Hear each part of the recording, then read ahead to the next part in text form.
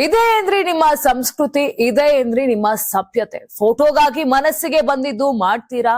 ಈ ನಡೆಯನ್ನ ನಾವು ಸಹಿಸೋದಿಲ್ಲ.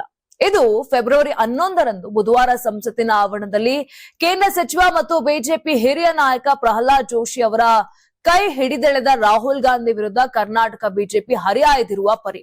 ಲೋಕಸಭೆ ಪ್ರತಿಪಕ್ಷ ನಾಯಕ ರಾಹುಲ್ ಗಾಂಧಿ ಅವರ ತಮಾಷೆಯ ನಡೆ ಕರ್ನಾಟಕ ಬಿಜೆಪಿಯ ಪಿತ್ತ ನೆತ್ತಿಗೇರಿಸಿದೆ. ಸಂಸತ್ತಿನ ಆವರಣದಲ್ಲಿ ಪ್ರಹ್ಲಾದ್ ಜೋಶಿ ಅವರ ಕೈ ಹಿಡಿದು ಎಳೆದ ರಾಹುಲ್ ಗಾಂಧಿ ವಿರುದ್ಧ ರಾಜ್ಯ ಬಿಜೆಪಿ ಘಟಕ ಕೆಂಡಾಮಂಡಲವಾಗಿದೆ.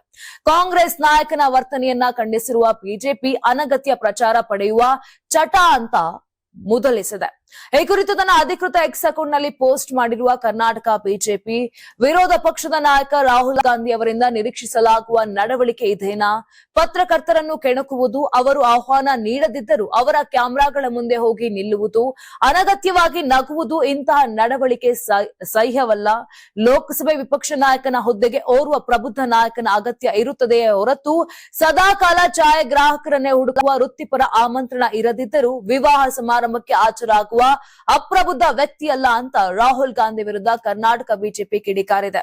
ಇನ್ನು ಸಂಸತ್ತಿನ ಆವರಣದಲ್ಲಿ ಕೇಂದ್ರ ಸಚಿವರಾದ ಪ್ರಹ್ಲಾದ್ ಜೋಶಿ ಮತ್ತು ಅಶ್ವಿನಿ ವೈಷ್ಣವ್ ಪತ್ರಕರ್ತರೊಂದಿಗೆ ಮಾತನಾಡುತ್ತಿದ್ದರು.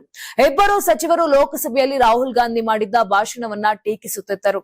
ಅದೇ ವೇಳೆ ಅಲ್ಲಿಗೆ ಆಗಮಿಸಿದ ರಾಹುಲ್ ಗಾಂಧಿ ಒಟ್ಟಾಗಿ ಪತ್ರಕರ್ತರೊಂದಿಗೆ ಮಾತನಾಡೋಣ ಅಂತ ಕರೆದ್ರು. ಪ್ರಹ್ಲಾದ್ ಜೋಶಿ ಆಹ್ವಾನವನ್ನ ತಿರಸ್ಕರಿಸಿದರಲ್ಲದೆ ಅಲ್ಲಿಂದ ಹೊರಡಲು ಮುಂದಾದರು. ಕೂಡಲೇ ರಾಹುಲ್ ಗಾಂಧಿ ಅವರು ಪ್ರಹ್ಲಾದ್ ಜೋಶಿ ಅವರ ಕೈ ಹಿಡಿದು ಎಳೆದರು.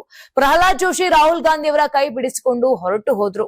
ಯಾರಾಗ್ತಾರೆ ಎಂಎಲ್ಎ ಅಭ್ಯರ್ಥಿ 2028 ಶೀಘ್ರದಲ್ಲೇ. ಪ್ರತಿದಿನ ಒಂದೊಂದು ಕ್ಷೇತ್ರದ ಟಿಕೆಟ್ ಆಕಾಂಕ್ಷಿಗಳ ಸಂಪೂರ್ಣ ಮಾಹಿತಿ ಪೊಲಿಟಿಕಲ್ ಜರ್ನಲಿಸ್ಟ್ ಕೆಎಂ ಶಿವಕುಮಾರ್ ಅವರಿಂದ. ಕರ್ನಾಟಕದ ನಂಬರ್ 1 ಡಿಜಿಟಲ್ ಮೀಡಿಯಾ ನಿಮ್ಮ ನೆಚ್ಚಿನ ಕರ್ನಾಟಕ ಟಿವಿಯಲ್ಲಿ ಮಾತ್ರ. ನೀವು ಸಣ್ಣ ಆಗ್ಬೇಕಲ್ವಾ? ಅದು ಒಂದು ಉತ್ತಮ ಆಹಾರದಿಂದ ಸಣ್ಣ ಆಗ್ಬೇಕಲ್ವಾ? ಪ್ರತಿದಿನ ನಮ್ಮ ಜೀನಿ ಸ್ಲಿಮ್ ನ ಯೂಸ್ ಮಾಡಿ ಯಾವುದೇ ಸೈಡ್ ಎಫೆಕ್ಟ್ ಇಲ್ದಂಗೆ ನೀವು ಸಣ್ಣ ಆಗ್ತೀರಾ.